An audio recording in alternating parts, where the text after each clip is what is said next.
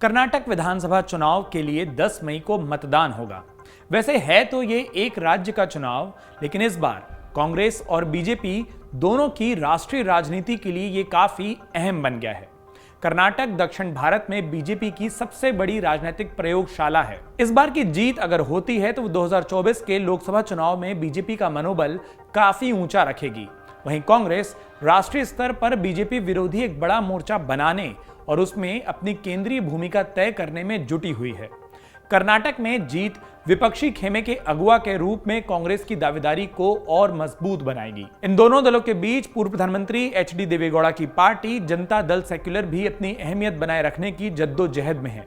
आइए 12 पॉइंट्स में आपको समझाते हैं कि कर्नाटक की सियासत में किस तरीके के रंग हैं, कौन से वो फैक्टर हैं, कौन से वो मुद्दे हैं जो कि इस पूरे चुनाव को प्रभावित करेंगे।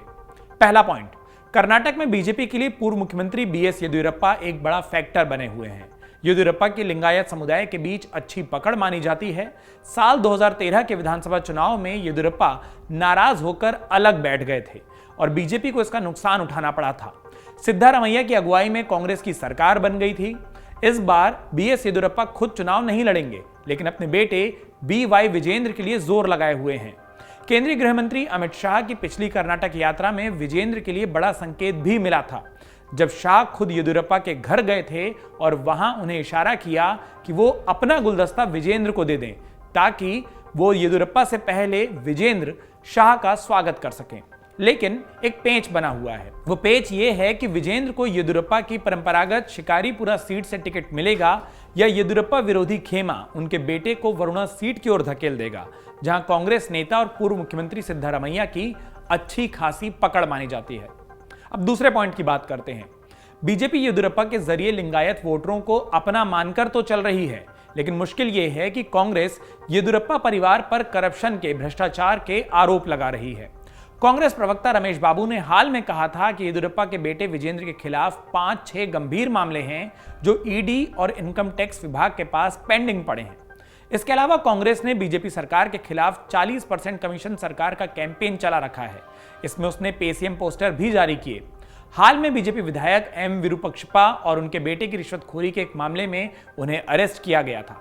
इससे बीजेपी कुछ बैकफुट पर तो है, लेकिन पलटवार में वो कांग्रेस की पिछली सरकारों के दौरान भ्रष्टाचार होने के आरोप भी लगातार लगा रही है।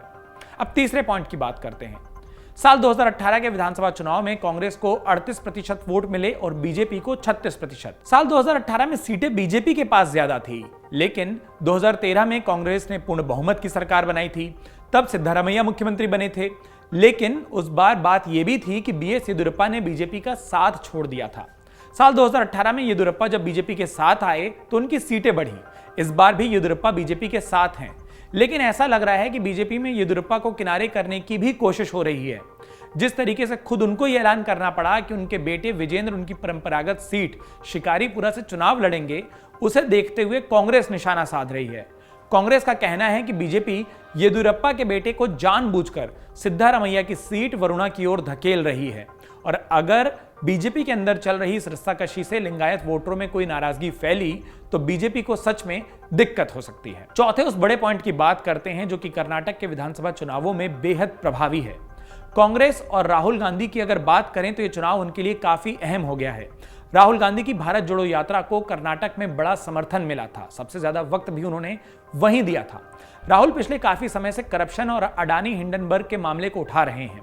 हाल में मोदी सरनेम से जुड़े मामले में राहुल को 2 साल की जेल की सजा सुनाई गई और उनकी संसद सदस्यता भी रद्द हो गई। इस पूरी तस्वीर का कितना असर वोटों के रूप में सामने आएगा, अब यह देखना बेहद दिलचस्प होगा। कांग्रेस अगर हार जाती है तो दक्षिण भारत में वो हाशिए पर चली जाएगी। केरल पहले ही लगातार दूसरी बार सीपीएम सरकार को चुनकर इतिहास बना चुका है। तेलंगाना और आंध्र प्रदेश में कांग्रेस के लिए कोई बड़ी संभावना बनती इस वक्त नजर नहीं आ रही है। तमिलनाडु में उसकी जमीन कई दशकों से कमजोर बनी हुई है। ऐसे में कर्नाटक कांग्रेस के लिए बहुत महत्वपूर्ण हो गया है। लेकिन इस बीच आम आदमी पार्टी भी कर्नाटक में अपनी हुंकार भरने लगी है। अगर आम आदमी पार्टी की ताकत बढ़ी, जैसा कई सारे कांग्रेस प्रदेशित यहां जहां कांग्रेस मुख्य विपक्षी पार्टी है वहां हुआ है, तो कर्नाटक में भी कांग्रेस को झटका लग जाएगा। पांचवा पॉइंट, इस बार का कर्नाटक चुनाव एचडी देवेगौड़ा की जेडीएस के लिए भी बहुत अहम है। जेडीएस ने अगर 40 से 50 सीटें जीत ली तो वो किंग मेकर बन जाएगी। वोकालिगा समुदाय में जेडीएस की पकड़ मानी जाती है, लेकिन शहरी इलाकों में समुदाय में बीजेपी की पैठ लगातार बढ़ रही है। देवेगौड़ा परिवार के होम टाउन हासन में पिछली बार बीजेपी की जीत हुई थी। देवेगौड़ा खुद पिछला लोकसभा चुनाव तुमकुरू से हार चुके हैं। उनके बेटे कुमारस्वामी के पुत्र निखिल भी चुनाव हारे थे। अगर जेडीएस 20 से कम सीटों पर सिमट गई तो इसके साथ ही देवेगौड़ा परिवार का सियासी वजूद भी संकट में आ जाएगा। छठवां पॉइंट, कर्नाटक चुनाव में रिजर्वेशन का मामला बेहद अहम बन गया है। बीजेपी सरकार ने मुसलमानों को ओबीसी कोटा के तहत मिल रहा 4% रिजर्वेशन खत्म कर दिया।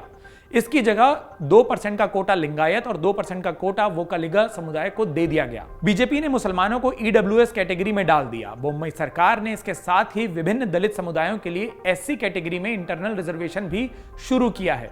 कांग्रेस का कहना है कि इससे वोकालिगा और लिंगायत समुदाय में उसके वोटों पर असर नहीं पड़ेगा, क्योंकि बीजेपी ने यह कदम चुनावों के ठीक पहले उठाया है और वोटर्स बात को समझ रहे हैं। सातवां पॉइंट क्या है वो भी जान लीजिए। बीजेपी आरक्षण के जरिए लिंगायत और वोकालिगा समुदायों का समर्थन मिलने की उम्मीद कर रही है, लेकिन इसी मामले पर अब मुसलमान नाराज हो गए हैं। कांग्रेस मुसलमानों को खुश करने के लिए कह रही है कि अगर उनकी सरकार बनी तो 4% का रिजर्वेशन बहाल कर दिया जाएगा। कर्नाटक में मुसलमानों की आबादी 10% से भी ज्यादा है। मुसलमान वोटर 224 विधानसभा सीटों में से 100 सीटों का नतीजा प्रभावित कर सकते हैं। हालांकि मुसलमानों के वोट कांग्रेस और जेडीएस के बीच बंटते रहे हैं। अगर इस बार भी ये वोट बंट गए तो बीजेपी को फायदा होगा, और वैसे भी रिजर्वेशन के मामले में बीजेपी फायदे की उम्मीद कर रही है। आठवां बड़ा पॉइंट क्या है?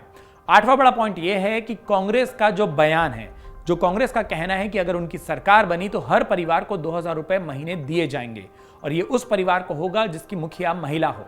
ये एक तरीके से यूनिवर्सल बेसिक इनकम जैसी बात है। इसके अलावा कांग्रेस ने गरीबी रेखा से नीचे के परिवारों के लिए 10 किलो चावल और बेरोजगार ग्रेजुएट्स को हर महीने 3000 रुपए का भत्ता देने की भी बात की है। डिप्लोमा होल्डर्स को भी 2 साल तक हर महीने 1500 रुपए महीना देने का वादा किया गया है। इसके साथ ही सभी परिवारों को 200 यूनिट फ्री बिजली भी मिलेगी। इस पर बीजेपी का कहना है कि कांग्रेस अपने वादे पूरे नहीं करती। हालांकि कांग्रेस हिमाचल प्रदेश, राजस्थान और छत्तीसगढ़ की सरकारों में उठाए गए कदमों का और वहां पर जिस तरीके से वो अपने वादे पूरे कर रहे हैं उन उदाहरणों का जिक्र कर रही है। नौवां बड़ा पॉइंट है, बीजेपी को सत्ता विरोधी रुझान का भी सामना करना पड़ेगा। पिछले 20 सालों का इतिहास कर्नाटक का यह है कि कोई भी पार्टी लगातार 2 बार सरकार नहीं बना सकी है। बीजेपी विकास कार्यों का हवाला तो दे रही है, उसने आरक्षण का, रिजर्वेशन का दांव भी चल दिया है। उसके साथ ही साथ वो अपने सबसे बड़े चेहरे यानी कि प्रधानमंत्री नरेंद्र मोदी को भी चुनावी मैदान में उतार चुकी है। उत्तर प्रदेश के मुख्यमंत्री योगी आदित्यनाथ भी बीजेपी के लिए वोट खींचने में मददगार साबित होंगे, क्योंकि कर्नाटक में मठ काफी ज्यादा है और उनका राजनीतिक प्रभाव है। लेकिन इसके बावजूद कर्नाटक का इतिहास पार्टी के लिए एक चिंता की बात है। 10वां महत्वपूर्ण पॉइंट है जातिगत समीकरण। कर्नाटक में जातिगत समीकरण भी काफी महत्वपूर्ण है। राज्य में कांग्रेस के पास 3 बड़े चेहरे हैं, मल्लिकार्जुन खड़गे जो कि कांग्रेस के राष्ट्रीय अध्यक्ष हैं, सिद्धारामैया जो कि पूर्व मुख्यमंत्री हैं, और प्रदेश अध्यक्ष डीके शिव कुमार। खड़गे अनुसूचित जाति से आते हैं, सिद्धारामैया कुरुबा और शिव कुमार वोकालिगा समुदाय से आते हैं। कांग्रेस को उम्मीद है कि इन तीनों नेताओं के चेहरे के जरिए वो अपने अपने समुदाय के वोटरों को अपने पाले में खींच लेगी। कांग्रेस का बड़ा दांव मुसलमानों पर भी है, जो कि 4% के रिजर्वेशन खत्म होने से बेहद नाराज हैं। उधर बीजेपी की उम्मीद लिंगायत समुदाय में अपनी पकड़ से है। वो उम्मीद कर रही है कि लिंगायत समुदाय उसका साथ देगा। साथ ही वोकालिगा को रिजर्वेशन के बाद पार्टी ये मानकर चल रही है कि वो भी उनके साथ आएंगे, जो कि कांग्रेस और जेडीएस को परंपरागत तौर पर वोट देते रहे हैं। बीजेपी ने तटीय कर्नाटक के अलावा राज्य के बाकी हिस्सों में भी हिंदू कंसोलिडेशन यानी कि हिंदू वोट बैंक को अपनी ओर करने की कोशिश की है। वहीं जेडीएस को भरोसा है कि वोकालिगा समुदाय पहले की तरह उसी के साथ रहेगा और इसके जरिए जेडीएस किंग मेकर बन जाएगा। 11वां महत्वपूर्ण पॉइंट है कर्नाटक की चुनावी तस्वीर में बड़े चेहरे। पीएम नरेंद्र मोदी इसमें सबसे अहम हो जाते हैं। बीजेपी अपने ढेर सारे विकास कार्य गिनवा रही है। मुख्यमंत्री बासवराज बोम्मई पिछले 3 महीनों में तमाम प्रोजेक्ट्स के इनॉग्रेशन की झड़ी लगा चुके हैं, और ये जो अधिकतर उद्घाटन हुए थे ये प्रधानमंत्री मोदी के जरिए कराए गए थे।